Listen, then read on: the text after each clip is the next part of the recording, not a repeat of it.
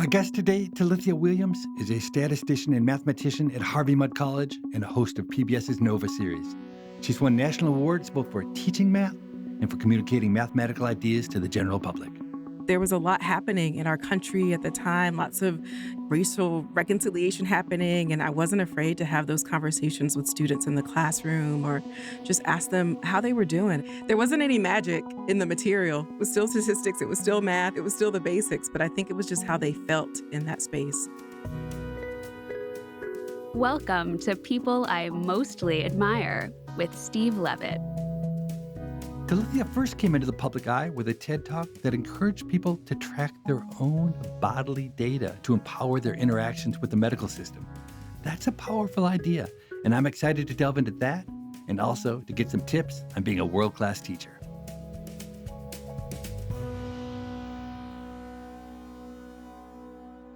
So back in 2015, you won something called the Henry L. Alder Award. It's given by the Mathematical Association of America each year to the 2 or 3 most distinguished young college math teachers in the country. What in the world are you doing in the classroom? Gosh, Steve, I think at the time, and hopefully I continue, but really making my students feel seen and heard and valued in that space. Often in a math classroom, we don't think of it as a space where students can feel included and a part of the learning process and the journey. I really wanted to create a math space where students felt comfortable being a part of mathematical discovery and statistical discovery, even seeing themselves represented in the examples that we did, changing names to be the names of students in my classrooms or just the names of more diverse students. What classes were you teaching? All of the intro level courses. I do an intro probability and statistics course where we learn R programming. I was teaching linear algebra at the time. I was also teaching a linear regression class. So I don't completely believe you that that's all you did. Oh my gosh, seriously? I mean, linear algebra is roughly the most boring class anyone could ever take.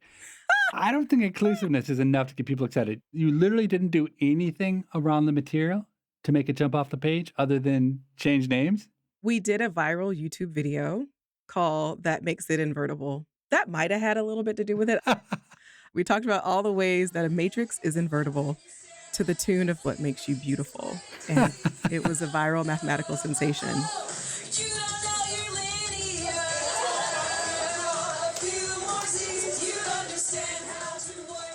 Wait, but you're telling me you stand at the board and you write down matrices? Who wants to do that? Nobody wants to do that. That's what I do. Oh, maybe that's why you haven't won the award, Steve. No, I teach from my tablet. I usually give out skeletal notes, so notes that are half filled in. I'll write out the rest from the tablet. I can pull up R and run some code so that students can see things in real time. I do still send students to the board. Sometimes you do just have to do matrix multiplication by hand. There's no way to get around that. But we find fun ways to do it in teams, in groups, to compete, who can solve this the fastest. Just ways to keep students engaged in the process. You talked about bringing the real world into the classroom, some of the racial issues that were going on in the country. Is that attached to the statistics or the math? Or that's just you being a mentor? It had nothing to do with whether you were teaching linear algebra or statistics? It's both. It's being a mentor. And then a few years ago, Susan Martinosi and I revamped the Intro Prob Stat course so that our final project, students looked at the New York Stop Question and Frisk dataset and did a complete statistical analysis of it to see who was being stopped, at what rate, what was the cause, was contraband found, and students saw racial discrepancies statistically. Every year, we still look at that data set, and it's a challenge to teach because it's very sensitive. One year, I had a student who was from New York and who was represented twice in the data set. And you have to understand the student sort of stereotypically, like imagine Steve Urkel. This was the kind of kid that we're looking at, tall, lanky, skinny, black kid. And it's Harvey Mudd, we're a STEM institution. Someone said, well, why did the cops stop you? And so he says, well, high schools in New York are like in the city. He's like, so I'm staying after school for math club. We're like, yep, math club, check. You would be in the math club. He's like, so it's my turn to go and get snacks. And so I'm walking down the street with these bags of snacks. And the cops stop him. And they're like, where did you steal all these snacks from? Mm. And he's like, no, no, no. I got it from the cafeteria. It's for the math club. And they're like, well, now we know you stole it. Now, you couldn't come up with a better lie, kid. So he takes him to his math club and he walks in, police behind him, and everyone's like, what in the world? And sure enough, they're like, yep, yeah, he's just bringing snacks. This is a math club meeting. And so he talked about how, his non-Black peers were able to confirm his identity. And so then we talked about what that interaction must be like. How did he feel after that? There was no apology. It wasn't, oh, we're so sorry that we assume the worst in you. Mm-hmm. And the fact that even after telling them the truth, the default assumption was that was so far from the truth that we really need to follow you now because that's more than likely a lie. It shows how little those police understand about human psychology, because no criminal would ever offer up the explanation that he was heading to math club. It would be so far from the reality that they wouldn't think of it. I always bring that story up when we talk about the data because I don't want students to feel like it's so far from them. Like one of your MUD alums is in this data set that we get to look at and analyze. And this is why it's so important that you think about your impact on society when you're looking at data, when you're taking your profession out into the world. How does it affect people? Does it affect people disproportionately? And what are you going to do about that? You put real effort, obviously, into your teaching. And when I came to the University of Chicago, I had never taught at all before I arrived as an assistant professor.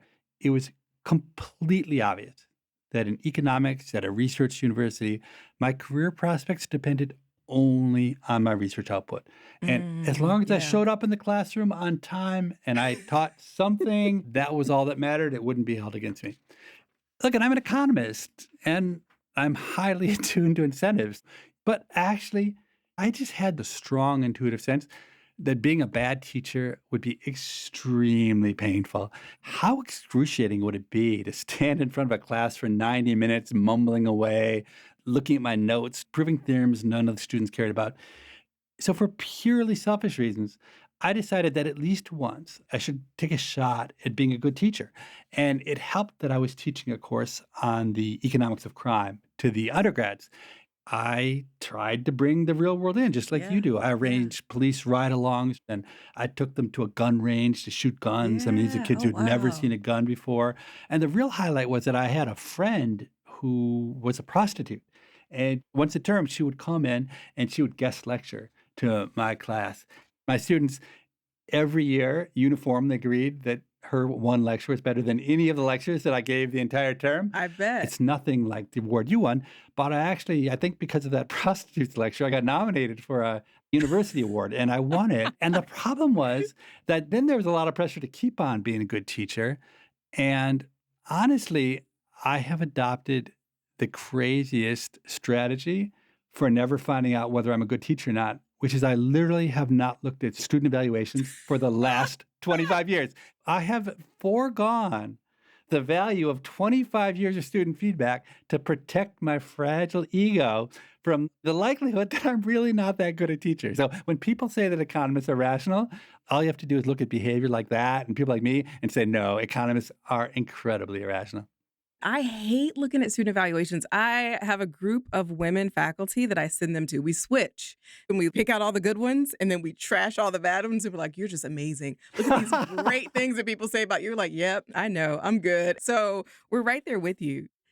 When you think back over teachers who really influenced you, it was the ones who were really great or the ones who sucked. I think often mathematicians are in the teachers that suck category. Unfortunately, lots of my K through 12 and higher ed colleagues don't have a good rap for being concerned about effective teaching. And in some ways, we pride ourselves on who we can keep out of our field. And I hate that. That's the other reason that I love being a person who tries to communicate mathematics in a way that broadens the participation of who's at the table and who sees themselves as a mathematician. Wait, what do you mean when you say that we, meaning the mathematicians, pride ourselves on keeping people out of the field? We inadvertently weed out folks who could be math majors or could just enjoy more mathematics in college because we don't focus on effective teaching. And so we end up with students who have to teach themselves at universities because we have teachers who For whatever reason, maybe our tenure process, like you say, it doesn't reward good teaching. It rewards research and grants and publications. And so then teaching ends up not getting a lot of our professors' attention. And so then students end up not being excited about the material and they turn away from the sciences, or at least from mathematics. I mean, how absurd is it that in our higher education system, at least at research universities, students are paying $50,000 a year in tuition to take classes from faculty who are not chosen based on any teaching skills and who have zero career incentives to teach well. Is it surprising that the classes are awful? It's really bizarre that we've ended up in this equilibrium, don't you think? I think it's crazy. Part of what frustrates me is how, as a STEM discipline, our intro courses might be 300 people, and then part 2 is 100.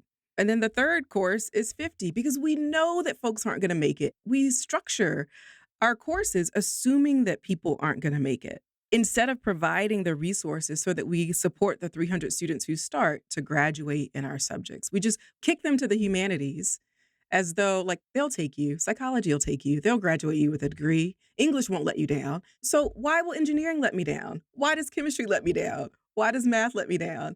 Why is it that we just kick students out into other fields? I don't know if you know, but many of the greatest economists were booted out of math PhDs because they weren't good enough. And then they turned to econ and they were the stars in econ. So we're grateful for some of the dregs that you pass our way.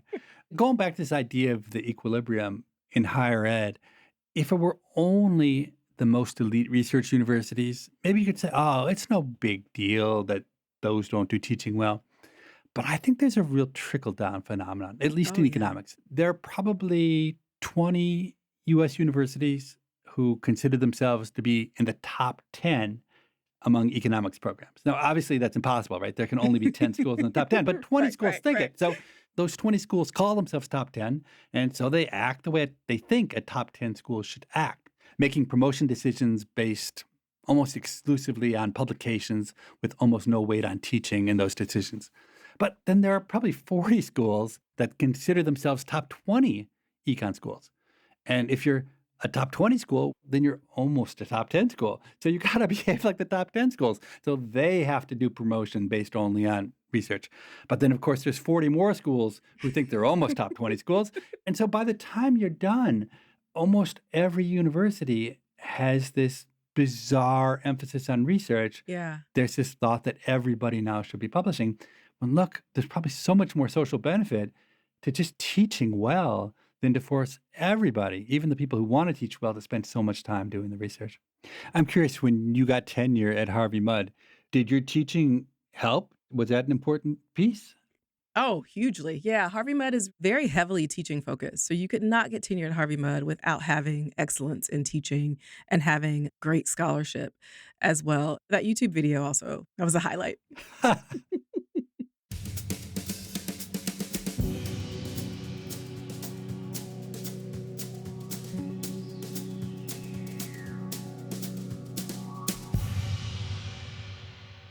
You obviously could have done all sorts of things with your life and been successful. I mean, even following the path of getting a math PhD and being a professor, you've still done all sorts of things. You're a TV celebrity, author of an inspirational book about female mathematicians, you're a public speaker. Why did you become a mathematician? Oh, Steve, you sound like my mom. I appreciate that. So I grew up in Columbus, Georgia, and I didn't necessarily love math at an early age. I did okay in math, but I did okay in every subject. I didn't know any Black women mathematicians, so I wasn't particularly drawn to the field. But in high school, I took lots of AP courses because AP was just coming out in the 90s. When our teachers, they were learning how to teach it, if I'm being honest with you. And everybody struggled in AP calculus. It was only one class in my entire high school of around 2,000 folks or so. And we were all just trying to get through it together. And my AP calculus teacher would always try to give us extra credit and just encourage us. And one day after class, he says, "Oh, Talithia, let me talk to you." And I'm thinking, obviously, he's great at my exam, and he's about to tell me that I just need to go back to pre-calc. And he says, "Talithia, you're really talented in math. You should think about majoring in it when you go to college." And my first thought was, well, obviously he has not graded my exam. But that statement stood out to me for several reasons. First, Mr. Dorman, my calculus teacher, was this old white guy. Well, actually, he was in his mid-50s. And the older I get, I realize he was young and spry. Steve, he was a young man. He was a young, vibrant man. But to my 17-year-old brain, he was an old white guy. He didn't have to affirm my mathematical ability. There was no reason for him to say that. And second, he said, not if you go to college, but when you go, you should major in math. And it was the first time that I heard that from someone who looked so different from me in an area where I didn't think I was thriving. I was not an A student. I was probably like a B minus, in his class, maybe C plus. I didn't think I was excelling enough to major in math. And so that affirmation really planted a seed in me. Here's this old white guy who thinks I can do math. He was the first person to invite me to the mathematical table. Talithia, come have a seat. You belong here. I see you as a mathematician. Now, come to find out, he said that to every student every day. He'd be like, hey, Steve, let me see you after class. Jasmine, can I see you after class today? We didn't know. He told everybody. Wait, how did you find out then? It was at our 10-year reunion. And we were like, wait a minute. Wait, he told you? By then, he'd already made his mark. You have spent a lot of your time and energy trying to be a role model, trying to show young Black women that there's space for them in math.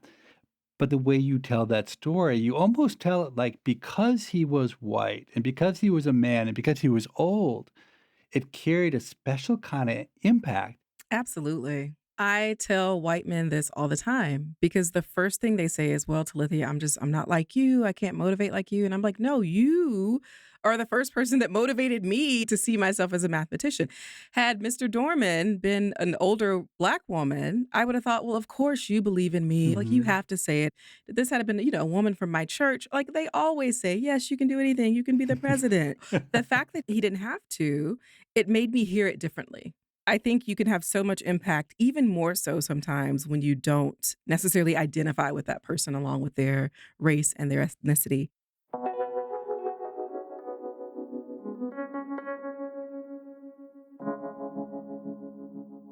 So then you went to Spelman College and you're wearing a Spelman hat today as we talk. And that is a historically Black college in Atlanta. Is it also still an all-female college? It is an all-women's college, yes. Why did you pick Spelman? I knew I wanted to go to a historically Black college. I also applied to Howard and Hampton. I went to a very diverse high school. So I just wanted to see what it would be like to be here for 4 years. I'm curious, you grew up in the Deep South. Deep, Steve. You were a top student. Did you face challenges and discrimination because you were Black or maybe because you were a woman as you went through high school? Oh, definitely. Definitely. It was worse for my parents, who also grew up in the South, and many things didn't change. So even though people were very polite, you were supposed to stay in your space. And as soon as you went out of that space, people would try to put you back in that space. And so as a young, bright Black girl, I was often out of my space. And sometimes people wouldn't know what to do with me in those spaces. What made you want to go to a historically Black college? I went and visited. I walked on Spelman's campus, and all of a sudden, I felt different. I felt like I could exhale. I felt like this weight was lifted. Like I didn't have to do anything. I could just be free. It was this freedom that I didn't feel even at my high school. There was just this sense of relief and of calmness. I could just walk around and no one noticed me because it was just all these beautiful Black women on this campus. And I didn't stand out like I stood out at my high school. I wanted to see what that felt like, to be in a place where you blend in and where you are the majority. I had never been in a space where I was just the majority outside of church on Sunday for 2 hours. And so I wanted to experience that. And I knew it wasn't the real world, but I wanted to be my world. For the next 4 years, I want to see what this feels like. I have a research paper with Roland Fryer, and I've talked about it on the podcast before, so I won't go into the details. But the gist of it is that looking at national data on math scores, it turns out that a bunch of countries that don't seem very kind or friendly to women in general, the women have great math scores in those countries relative to the men. And the best hypothesis we could come up with was because they have sex-segregated schools in those countries. And so the girls are taught math separate from the boys. It's just a wild hypothesis. We've never really tested it. But I'm curious, do you feel like being at Spelman, where it was all women, that following math maybe was an easier path for you than it would have been if you had been at a school that wasn't all women? Absolutely. I walked on that campus and I said, oh, I can do anything. I can be a chemist. I can be a physicist. I can be a biologist, mathematician, engineer, English major, psychology, sociology, because all of them were Black women. There was nothing that was not being done by someone who looked like me. And so all of a sudden, every subject became possible. If I failed an exam, which I did, I didn't look around and say, oh gosh, I must have failed it because I'm the only woman in here, or I must have failed it because I'm the only Black person in here. I'm like, okay, I must have failed it because I didn't study hard enough because there are other Black women around me who passed. So clearly that's not why I failed. It wasn't until I got out of it and I got into an environment where I was the only woman and I was the only Black person. I said, oh, I'm nervous. I don't want to ask a question because I don't know how it's going to be perceived in this space. I'm hesitant to speak up because I don't know how these folks are going to see me. And that was when I noticed that I felt differently about the material in this new space. Maybe it's hard to say, but have you felt more discrimination, more outsiderness from being a woman or being Black in the math community? Probably from being Black. That's an interesting question to think about. Yeah, definitely from being Black in this space. I think women have been accepted more as a part of the mathematical sciences community before African Americans were accepted. But you see it if you look at the history of our organization, the founding of the American Math Society. Black mathematicians were not allowed, hence the creation of the National Association of Mathematicians, NAM, which is a society for African Americans. And so you see where these organizations, in spite of not being accepted by the general community, birthed and created organizations for themselves. I think we do a better job with gender equity than with racial equity in our mathematical community. But we've got ways to grow on both axes, and I'm excited for the ways that we continue to really build bridges to connect those communities. We'll be right back with more of my conversation with mathematician Talithia Williams after this short break.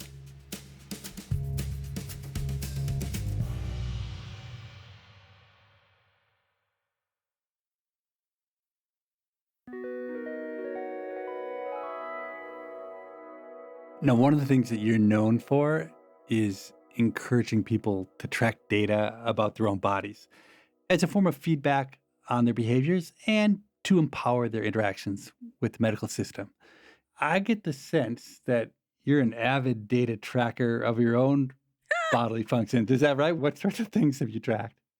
I started tracking my temperature data when Donald and I first got married. We'd be taking my temperature data and trying to pinpoint ovulation. So you got pregnant or didn't get pregnant? So I didn't get pregnant. I didn't want to take hormones. I didn't want to be on birth control. And so we learned the symptothermal method. And as a statistician, the data geek in me was like, yes, I can do a 95% confidence interval around ovulation. This is great. This is statistical. So I was excited to chart that and look for patterns in data. It just geeked me out. And then when we did graduate and get ready to start a family, we were able to pinpoint ovulation and you could maximize your probability of pregnancy each month. And so it worked both ways for us. So charting temperature is what I started doing. Now that things are much more digital, it's easy to track this stuff on your phone and just see how data changes over time. I track my heart rate whenever I work out. I love looking at my health data. I love seeing how it's gotten better over time or improved over time. Weight is the only thing that I'd never look at. Like you and your evaluations, I don't look at my weight. No. And your data collection, has it paid off in your interactions with the medical system? Yes and no. In the TED Talk, I talk about bringing my data to the table with the birth of our third son. And it wasn't well received, but this was in 2012. And I think since then, providers have really started to embrace patient data much more so than they were when I was bringing his data to the table. When I was bringing his, it was just like, I know more than you. I'm the doctor here. I have the knowledge and I don't want to see your little charts. Here's the decision that I'm going to make for you. And I think now it's much more of a conversation. There's much more respect when people bring in their historical data. Really, you can see patterns and you can see when issues arise. And so I think there's much more respect given to the patient as well. Also, I think when you consider a patient's perspective, they're more likely to go along with your decision. The particular example that you give in the TED Talk is one of the most embarrassing examples Yeah. that the healthcare profession has ever offered. Because what you say is they were giving you stress tests. I should let you tell the story, but my wife has done a lot of stress tests too. So towards the end of a pregnancy, when they're worried about the health of the baby, they put the mother on a table and they look at the heartbeat of the baby. And what they want to see is that the heartbeat goes up and down enough. And so what you report, which I literally laughed out loud, is that the doctor became concerned in your stress test because for part of that 15 minutes that you're lying there, the baby's heartbeat went from 140 or whatever a normal baby's heartbeat would. Suddenly, in a mysterious way, it dropped to 70 or to 80, and it stayed there for a while, and then it went back to 140. Yeah. And no baby's heart rate has ever gone from 140 down to 70, and anyone who's ever been around a heartbeat monitor knows that there's a woman's heartbeat and there's a baby's heartbeat, and the woman's heartbeat beats at 70, and the baby's beats at 140. And how could a doctor have looked at that data and been so dense to try to induce you into labor instead of saying, well, we obviously picked up your heartbeat. Let's go try this again. I said the same thing, Steve. I said, it's probably just mine. I'm pretty sure. And he's like, well, we just want to be safe. I was like, well, safe. Let's just take the test for 20 more minutes. Yeah, safe is not inducing. Safe is collecting more data. The reluctance to do that and the, belittling of this idea. But also, I didn't walk in with like my PhD in statistics hanging up behind me. I didn't show that, by the way, this is my area of expertise. And so I think there was also a bit of like, who is this woman? What does she know? And this sort of threat, like, well, you'll have to sign a waiver to leave. And I'm like, okay, where is that waiver? And how do I sign it? And how do I leave? And so all of that sort of emboldenedness, because I knew the data. I could look at the data and say, the baby's fine. And you're about to put the baby under stress to bring him out when he's clearly not ready. It's a real problem, I believe, that medical training has almost nothing about statistics and data. And so we have medical professionals who are just ill-equipped to deal with the modern world. I'll tell you my own favorite personal story involving the medical profession and statistics. It happened early on in the pregnancy of one of my kids. And it was at the point in development where you couldn't determine the gender of the baby for sure, but by looking at the ultrasound, you had a guess at it. And so the person conducting the exam asked whether or not we wanted to know the baby's gender, acknowledging that they couldn't tell us for certain. And I said, sure, yeah. And he says, well, I think it's a boy.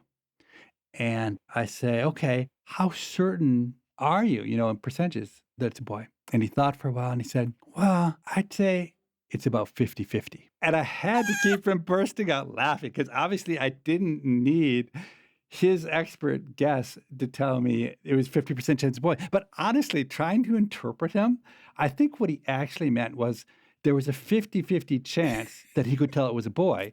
And that meant that the other 50%, he had no idea. So really what he meant was 75-25, but Right. He had such a bad handle on statistics that he didn't know how to express it as 75-25.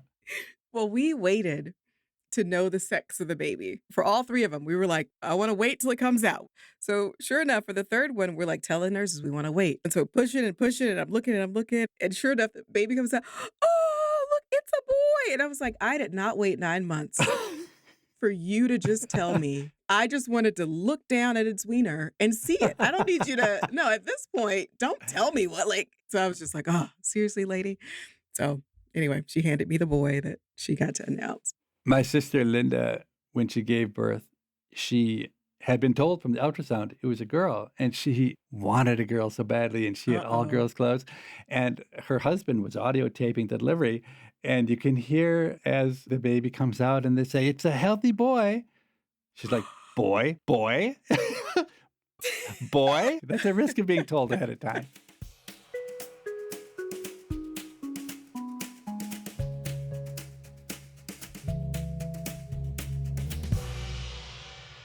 I used to not understand this data on Black women mortality during childbirth and post-birth. When you look at this data of how Black women have such a higher chance of dying post-childbirth, What are the numbers like? I actually haven't even heard that. I think Black women are like twice as likely to Wow. die from childbirth and after effects. Hey listeners, Morgan here, the show's producer. Black women are actually 3 times more likely to die from a pregnancy-related cause than white women. When you dig into the data, it's unfortunately just sort of linked to discrimination and racism and how they're treated, how their symptoms are treated if they are complaining of pain or if there's bleeding, and how quick that happens or whether it happens or not. Initially, I was like, well, this is just hard to believe for me as a statistician. Like, I just can't imagine that around the country, this is just uniformly happening to one group of women over other groups of women. And when I look back at my birth experience, I started to see it differently. Because in the birth room, there was a moment where the nurse she was really impatient because I wanted a natural birth. I didn't want an epidural. And she was just like, who are you? Lady, get an epidural, lay down. We're trying to monitor you. It was borderline rude. But I didn't know. I'm in the throes of labor. We had a doula.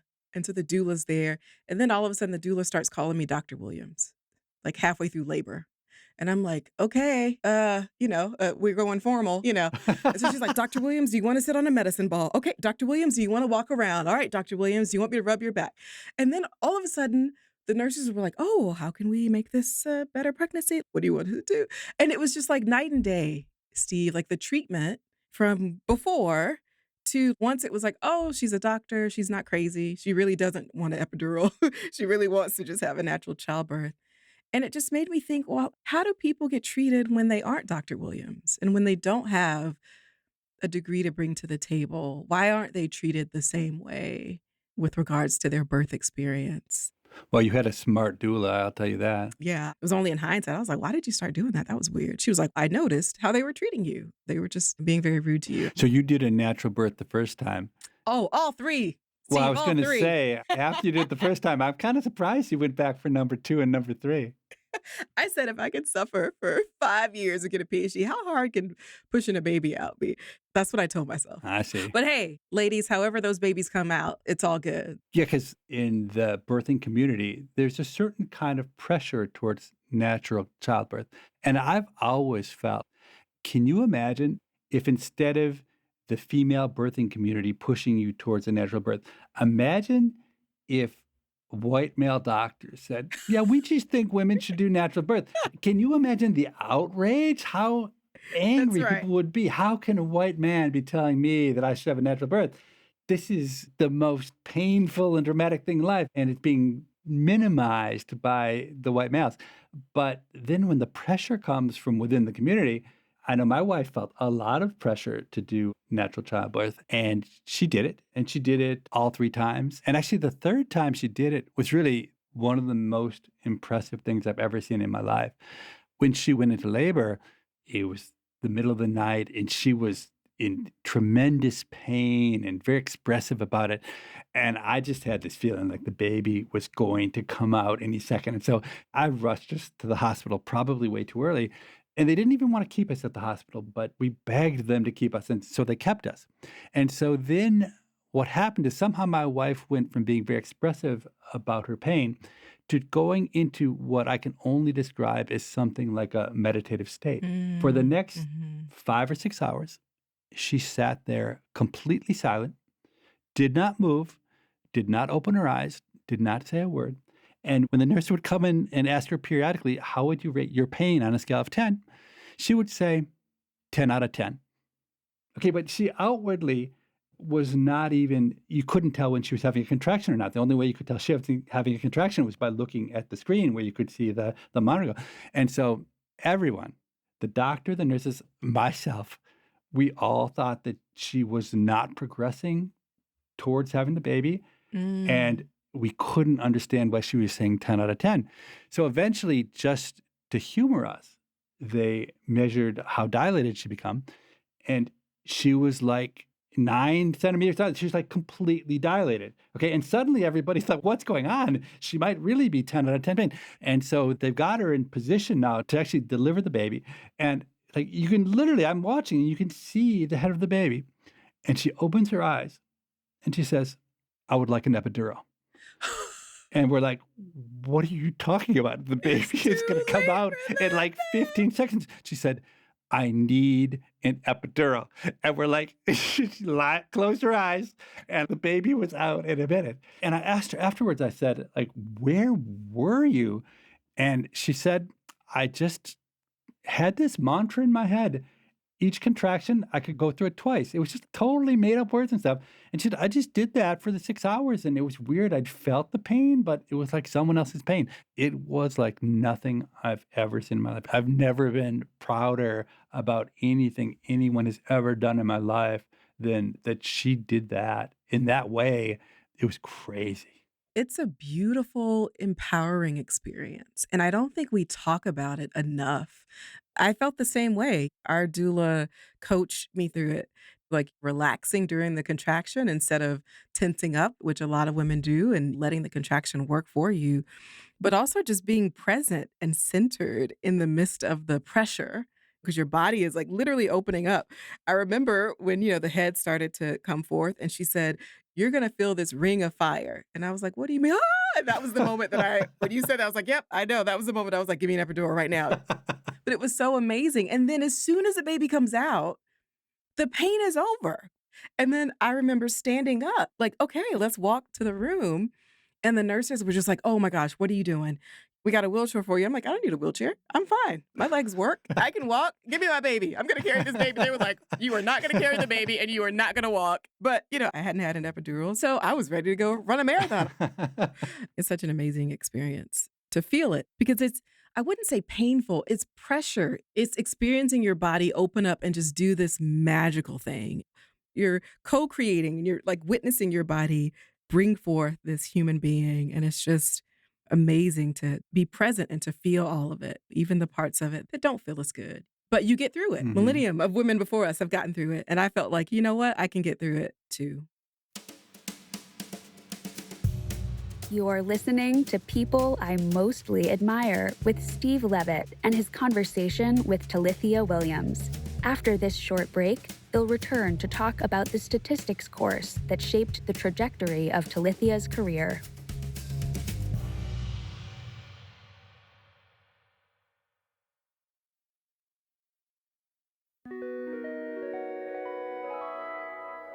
As you may remember from a past episode with mathematician Stephen Strogatz, I've been working hard to try to launch a math appreciation course, a class that's not focused on teaching kids particular computational methods, but rather aims to show them that math is powerful and interesting and surprising and relevant. Talithia is a great teacher of mathematics, and I'm wondering whether she might have any reservations about our plans to try to change the way math is taught. I want to go back to something we talked about at the beginning. As I listened to you describe the path that led you to a career in math and statistics, I was struck by the pragmatism behind your choices. You said, oh, the teacher said I could do it. And I think there's implied that you felt like this was a stable job path. But there's nothing, at least in your retelling, that captured a sense of wonder or joy or passion towards math. That's there. Well, I know you have it now. Did the 17-year-old version of you have it, or did you find it somewhere along the way? No, the 17-year-old did not have it. And I didn't have it at Spelman either. By the time I got to my senior year as a math major and a physics minor, I didn't know what to do. And Dr. Etta Faulkner said, you should think about grad school. And I was like, grad school? Like, this diploma is going to take me everywhere I need to go. I am happy to get this bachelor's degree and get on with the rest of my life. And then she showed me a chart of income at various educational levels. And I was like, put me in this last category, whatever this PhD thing is, that's what I want. And so that is what got me into grad school. I started a PhD program in theoretical math at Howard University. And it was at Howard that I took my first statistics course. It was a biostats elective. in the biology department. So this was just going to be like an easy elective to complement some of the topology and algebra and analysis that I was taking in the math department. And that was when I fell in love with data. I fell in love with statistics. I remember we were looking at a data set of mothers, some of whom smoked during their pregnancy. So this was just observational data. And in it, it had the baby's birth weight, it had gestation, mother's information, age, ethnicity, and whether or not the mom smoked during pregnancy. And I remember thinking, why are we looking at this data? Everybody knows you shouldn't smoke when you're pregnant. And everybody knows it's no good for your baby. So sure enough, we did a linear regression, and you saw for moms who smoked, they had shorter gestation, so shorter time in the womb. Babies were born earlier with lower birth weight, lung complications than compared to mothers who did not smoke during pregnancy. And I just remember thinking this was a waste of time. And then the professor says, well, the tobacco industry fought this data in court. And I perked up. I was like, what do you mean fought the data? There's nothing to fight. Look at the data. It's obvious.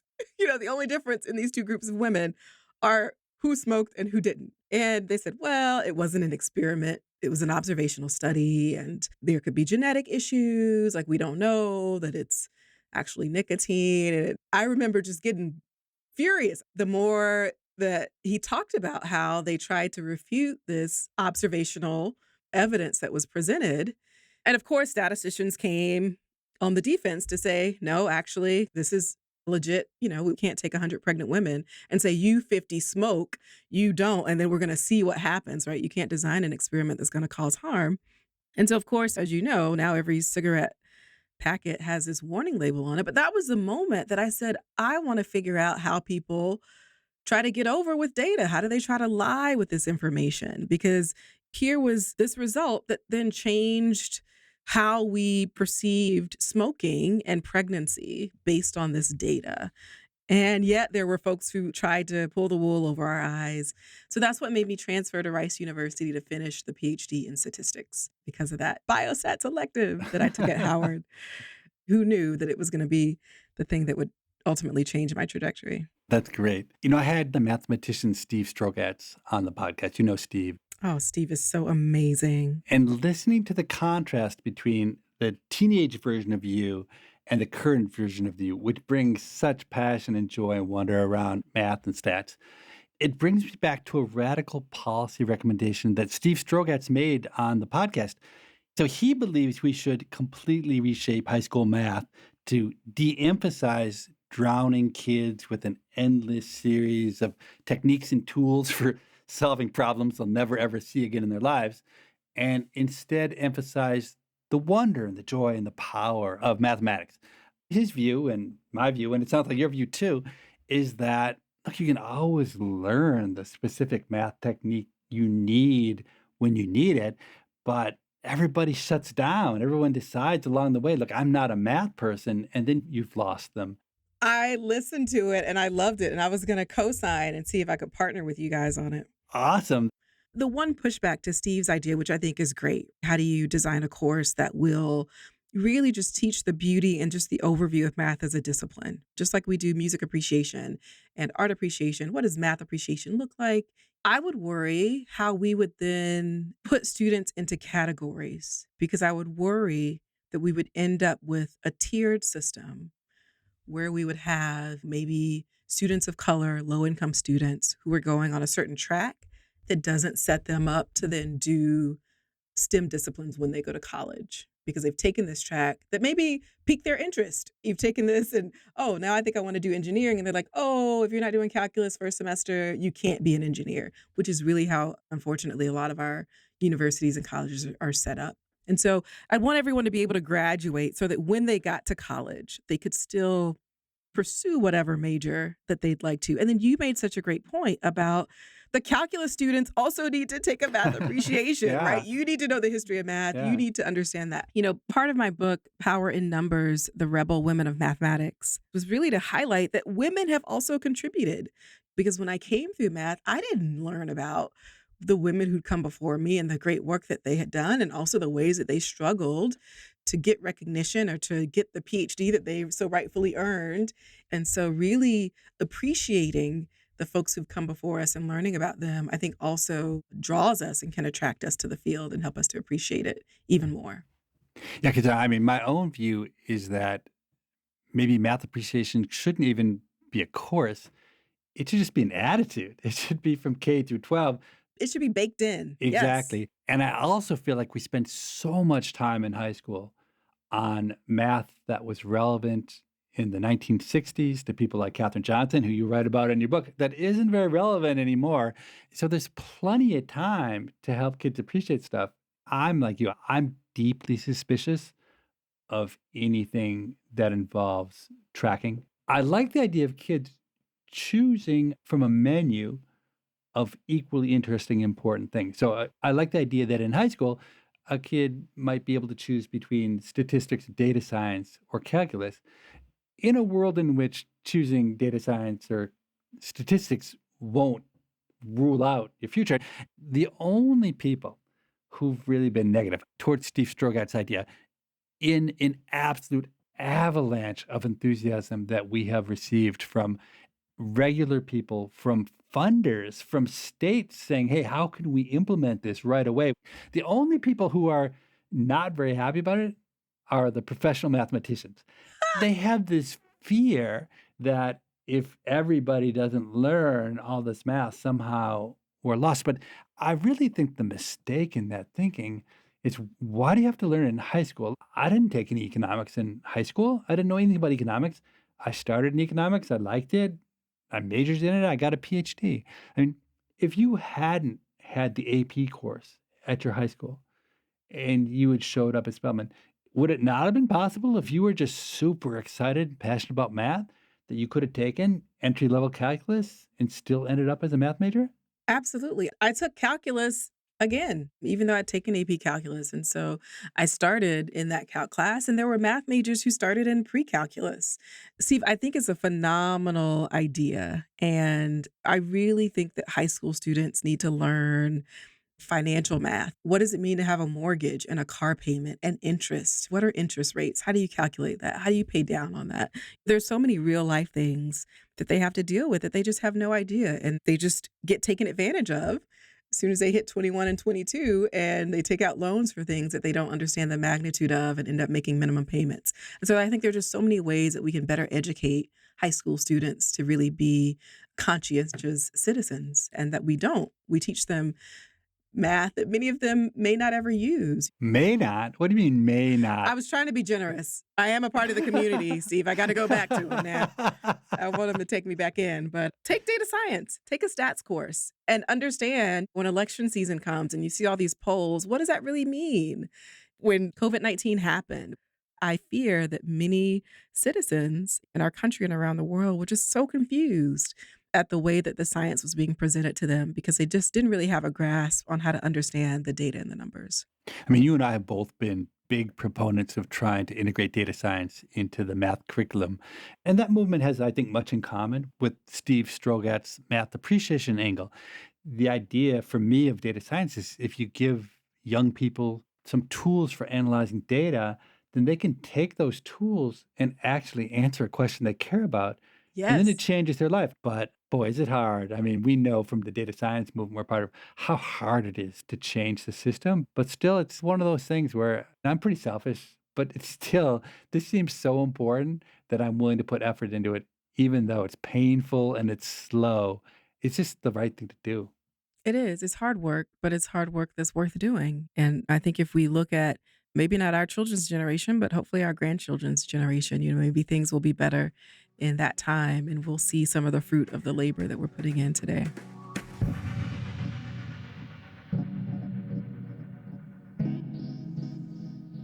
You've had a taste of so many things professionally. What have you enjoyed the most? I really enjoyed doing Zero to Infinity, which was the most recent PBS show that came out this past November. I think because it was really a chance to go deep into the math, and I really got to shape the direction of the show and who to talk to and what to talk about, and to highlight some of the beauty that we talk about in math, but really in a fun and exciting way to communicate these concepts that may seem really mundane, like zero, where'd that come from? And infinity, which is this pie in the sky concept, but make it relatable to the average person. It was like a full circle moment. Hosting Nova Wonders, that was great. That was really like, what are these big questions and big ideas in science, which I think are just beautiful to bring everybody to the table. And how do we solve these big questions? And how do we all work together? But yeah, Zero to Infinity was really just, let's take a step back and look at some of these basic mathematical assumptions that we just take for granted. And where did they come from? And how can we better understand them intuitively? And how do we communicate that to the public in a way that can be really exciting? Which I'll admit, initially, I didn't think was possible. When they were like, hey, let's do Zero and Infinity, I was like, ooh, I can think of so many more exciting things than Zero and Infinity. If you had your way over the next 10 or 20 years, you think you'll be teaching at Harvey Mudd, doing the same stuff? Or do you have a different plan in mind? I love being here. I think there's so many things that we can do and so many ways that we can contribute to the world around us. And as I start to put my foot out into these other areas, it makes me want to take advantage of many of those spaces while we have time. What I am realizing is that I am able to have impact outside of just my classroom in these other things that I really enjoy. When you step into this space where you can see the impact that you have on the lives of people, it does make me want to figure out, how can I do more? How can I have impact beyond the 32 students that come to me to learn stats, which right now, my goodness, you could watch a YouTube class on it and learn it just as well. Like, there's nothing super uber special that I bring to the classroom. Sure, you can flatter me, you got this great award. But in some ways, I think some of the work that I've been doing has just touched the lives of so many more people that I would never see in my classroom. And I'd love to find ways to continue to do that work. Well, my prediction, you will. You have a special talent. You have a special way about you. You have charm and a way of communicating that is really unusual.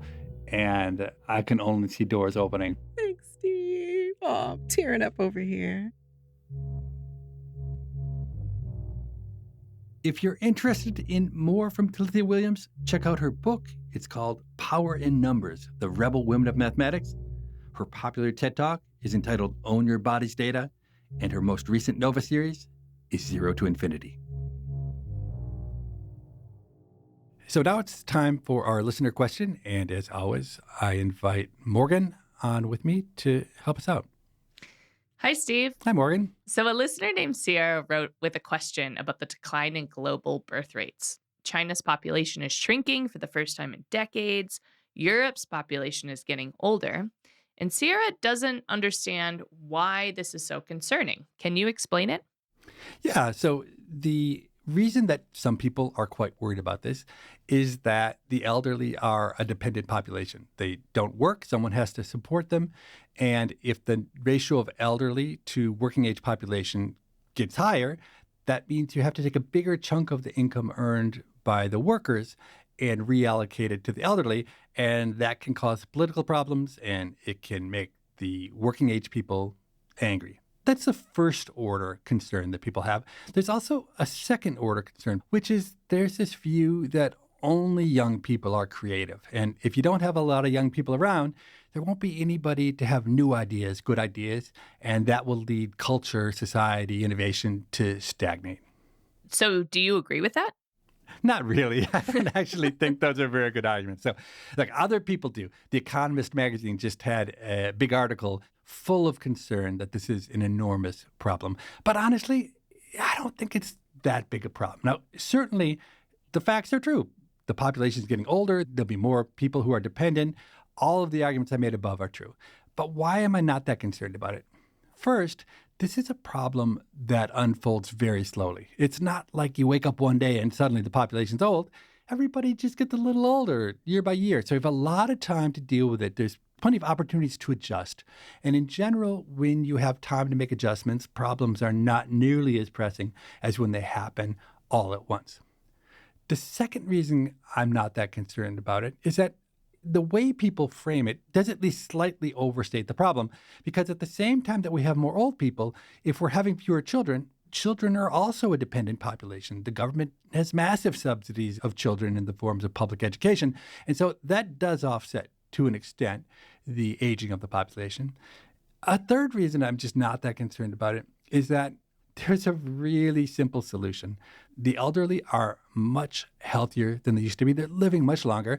And in any sensible society, the obvious thing to do would be to raise the retirement age and raise it a lot. The retirement age, maybe it should be 70 or 75. Now, I understand that politically that's extremely difficult, at least today. Look at what happened in France when they tried to raise the retirement age by a few years. On the other hand, over time, since we have 20, 30, 40 years to respond to this problem, maybe the political climate will change so it's easier to change the retirement age. The other thing is, I don't completely buy the argument about the young people being the only creative force. It is true, young people are innovative and have more ideas. But if you look at some of the data about entrepreneurship, for instance, older entrepreneurs have much greater success in starting companies than do young entrepreneurs. To me, the whole thing seems fabricated, to be honest. Although smart people disagree with me.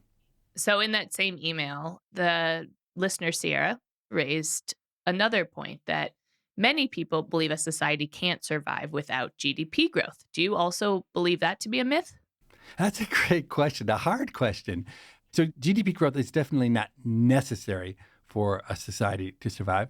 But my own inkling is that it's pretty good, that it's really helpful in society if people are getting richer. I also think it depends a little bit on the culture. I think in the USA especially, there's this sense that things should get better over time, that kids should be richer than their parents. And even though it hasn't been true, we had Raj Chetty, an economist, on the show, and his research really shows that hasn't been true in the U.S. for a long time. But there's this perception that's the right way for things to be. Living in Germany for a year, it feels very different. I think there's a much greater acceptance among Germans to the idea that it's pretty good. If you can just live the life your parents lived, then that's okay. That's not a bad thing. To be honest, so this is not really my area of expertise, but I'm excited because in our next episode, I'm having as a guest one of my all-time heroes and idols in economics, Robert Solow. He really founded the study of economic growth. And I'm really excited to ask him that exact question because I really don't know what his answer is going to be. Our episode with Robert Solow will be publishing on June 23rd. Sarah, thanks so much for writing in. If you have a question for us, our email is pima@freakonomics.com. That's PIMA@freakonomics.com.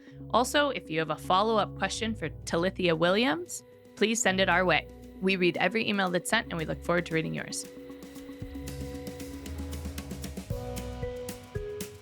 People I Mostly Admire is part of the Freakonomics Radio Network, which also includes Freakonomics Radio, No Stupid Questions, and The Economics of Everyday Things.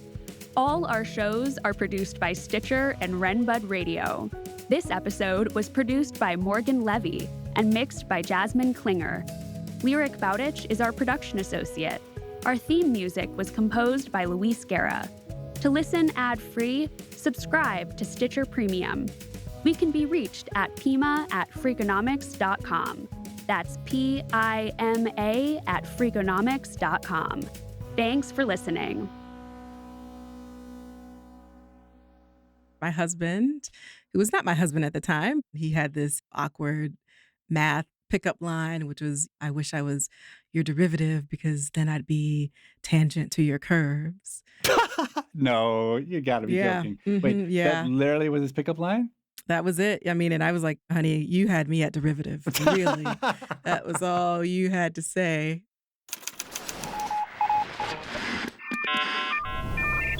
The Freakonomics Radio Network, the hidden side of everything. Stitcher.